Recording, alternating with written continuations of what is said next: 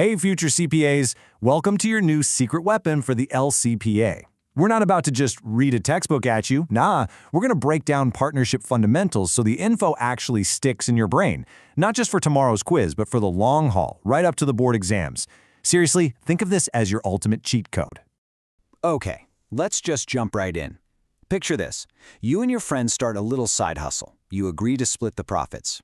That's a partnership. Case closed, right? Well, not so fast. This is probably one of the biggest misconceptions out there. And trust me, the board exam loves to test you on these little details. So, let's start from the ground up. Before we can get into the tricky stuff and spot what isn't a partnership, we've got to be crystal clear on the official legal definition of what one is. This is the absolute bedrock for everything else we're going to talk about. And here it is, the Holy Grail, straight from the Civil Code, Article 1767. Let's unpack it. First, it's a contract. You need two or more people. They have to contribute something, cash, property, or even their skills, which is industry. It all goes into a common fund. And here's the kicker. The whole point, the intention, has to be dividing the profits. Every single one of those pieces has to be there. So let's turn that legal jargon into a simple checklist. These are the 5 must-haves, the essential requisites. You need a valid contract, partners who can legally enter into one, that mutual contribution we just talked about, a legal purpose, obviously, and that all-important goal of sharing the profits. If even one of these is missing, you don't have a valid partnership. Simple as that. Okay, so we've got the definition down. Now, let's look at what I call its DNA, the core characteristics that really make a partnership, well, a partnership. Think of this as your diagnostic kit for any exam problem they throw at you. All right, here's our 6-point checklist. First, it's consensual, meaning it's born the moment everyone agrees, not necessarily when you sign a paper. It's bilateral, a two-way street where everyone has rights and obligations. Nominate, which is just a fancy way of saying the law gives it a special name, partnership. It's onerous. Everyone puts something in to get something out. Principal, it stands on its own 2 feet. It doesn't need another contract to exist. And finally, it's preparatory. It's basically a setup to do more business later on. That's the essence of it right there. Okay, so we know a partnership is born from just consent, but are there times when you need to do more to make it official? Oh, absolutely. Let's get into the formal requirements, because this is exactly where the LACPA loves to set its little traps. And here we go. This is a huge LACPA alert, so you're going to want to pay close attention. Anytime you see a specific peso amount in a law question, your brain should light up. This is the money rule. The magic number you need to burn into your memory is 3,000 pesos.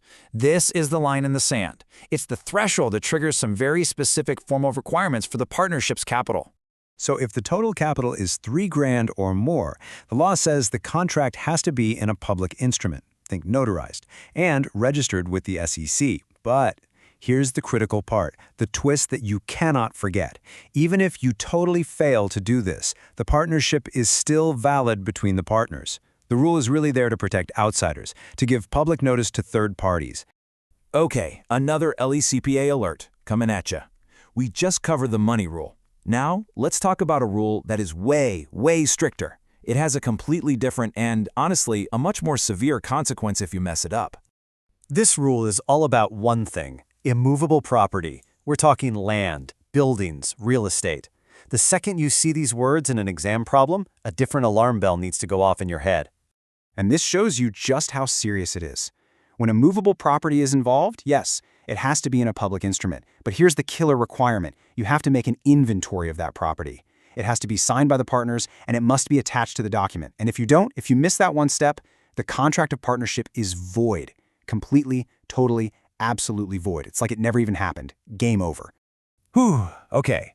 So we know what a partnership is, we know the big formal rules. Now let's put that knowledge to the test by looking at the situations where the law specifically says, hey, this might look like a partnership, but it's not.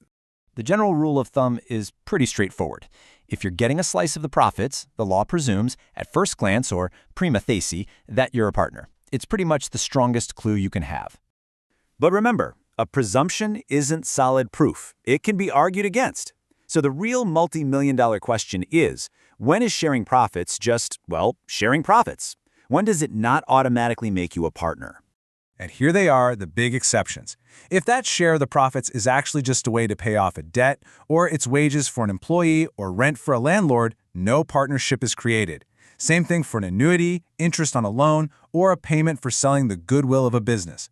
In all these cases, the profit sharing is just a payment method, not a sign that you're in it together as partners. Okay, we have covered a ton of ground. Now let's lock it all in with a super quick, rapid-fire summary.